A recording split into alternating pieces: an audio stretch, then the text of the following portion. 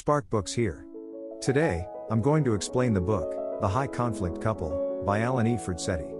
Take care, enjoy the book, and have a nice day.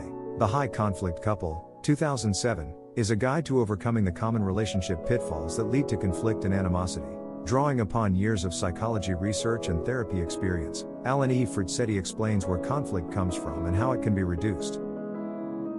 Key idea number 1: minding your emotions prevents unneeded fights. Consider your last dispute with your partner. Do you remember what caused it and how you felt? Describe your feelings without judgment to practice. What's up? How do I feel? This will lessen your arousal so you can examine the situation without conflict. Identifying anger or sadness might be difficult. Emotions are a normal element of interpersonal conflict. When they get the best of you, you may say something you regret or get into a pointless quarrel. Our grasp of emotions, however crucial, is often restricted. We're easily unsettled. Being aware of your emotions prevents unneeded fights. Everyone has an emotional baseline where they can think clearly and communicate well. Something that disrupts this equilibrium causes emotional arousal. Small to moderate quantities of stress boost alertness and task performance, according to research. After this level, performance worsens. Instead of thinking clearly, your primary goal becomes reducing negative arousal. High emotions hinder relationship communication. Once negative feelings throw you off, you become pessimistic and judgmental. Say you'd like to spend more time with your spouse, but he's late. In a condition of emotional excitation, you may make a scathing comment about him never being around. This could throw your spouse off, leading to conflict. Balance may be trained.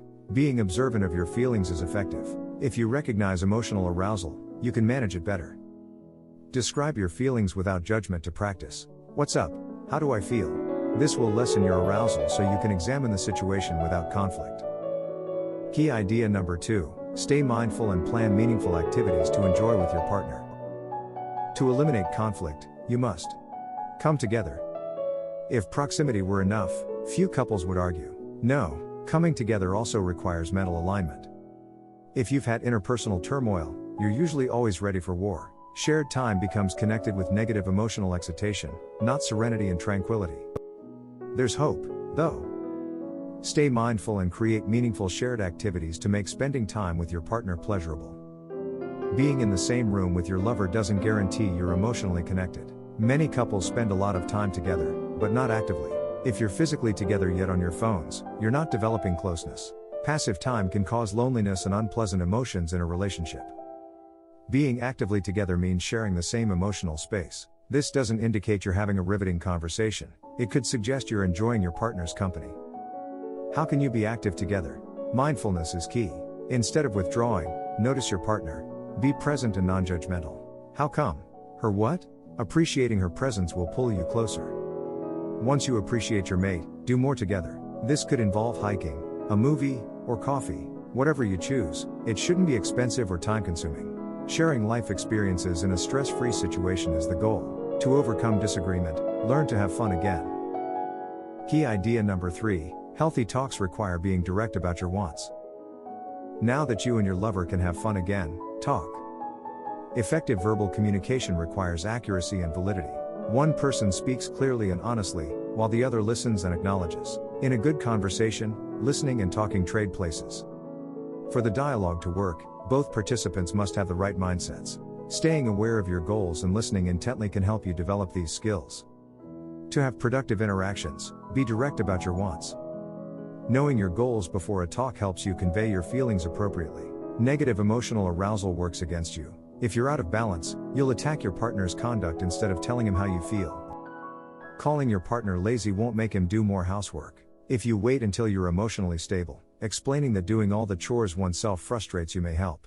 Pick a time when you and your spouse are relaxed and undistracted to have a productive chat. Honesty and non-judgment are key to accurate presentation. Communicate with your partner. Being indirect might be misconstrued. If you've been traveling for work and miss your partner, say so. I hoped you'd stay home isn't helpful. Consider your conversation goals. Sometimes you want to fix a problem or be emotionally close. Just be honest with your lover. Like a restaurant, you must tell the waiter what you want. Don't be scared to say, I want to talk about my day, and I need you to be supportive. You'll both feel emotionally nourished and joyful. Key idea number 4: build trust and communication by validating your partner's emotions.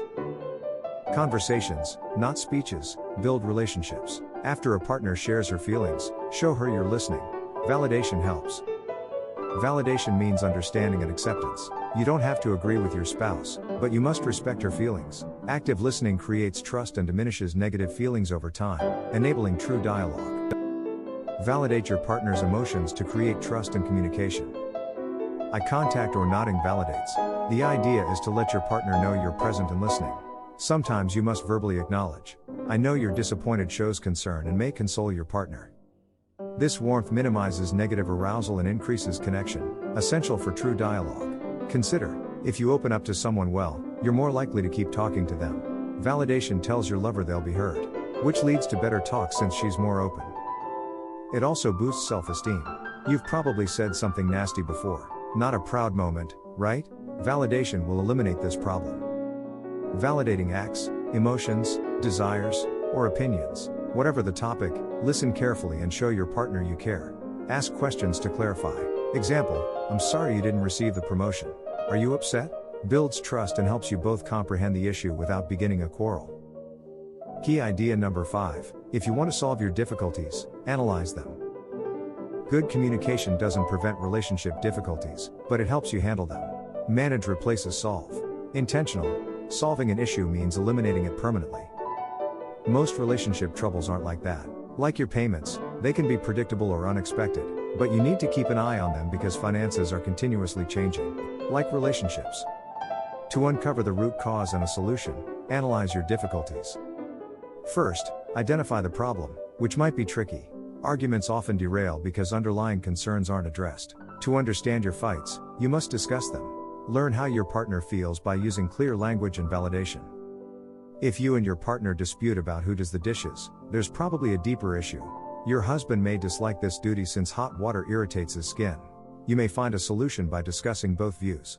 Your partner can undertake activities like sweeping or laundry that won't irritate his skin. Analyzing a problem requires specificity and detail. Don't mention "you always." Dissect. You may use a flowchart, which may remind you of math class, to see which behaviors follow which actions. After identifying the problem, the team should brainstorm solutions. Discuss potential fixes. What's good/bad? Combine options. Negotiations include giving up something to win others. You should identify a solution through diligent dialogue. Key idea number 6. Find significance in your partner's behavior to accept what you can't alter. Never solve all your problems. There's always a wider picture, and focusing on distinctions is a decision. Choose love and acceptance. But don't give up. You and your partner can handle most challenges with excellent communication. Learning to compromise is part of being in a relationship. Despair or acceptance? If you search hard enough, you'll always find things you want to alter but can't. Acceptance leads to serenity and comfort. Find significance in your partner's behavior to accept what you can't alter. If you've failed to change your partner, examine your thinking. Need a new strategy? Stop trying to improve your mate and instead accept their flaws. You may even like them. This counterintuitive technique helps you understand about yourself and your emotions. Your partner may roughhouse with your kids before bedtime, making them exhausted the next day. Note how you address this behavior. Stop for a while. Stop without telling your partner. When the unwanted conduct continues, this may lead to dissatisfaction and disappointment. Okay. Accept your feelings and create relaxing practices. Time may make the conduct less bothersome. If your partner's behavior still bothers you, reframe it. Mindfully examine the circumstance and consider how your partner's flaws relate to your own. Your partner's late-night playing may indicate their love for your children and capacity to live in the moment. By rethinking your partner's conduct, you reduce the anguish caused when what you want doesn't match reality. There's always a wider picture, and focusing on distinctions is a decision. Choose love and acceptance. To view more content like this, subscribe. Don't forget to like and turn on notifications. The channel really benefits from it. I appreciate you being here.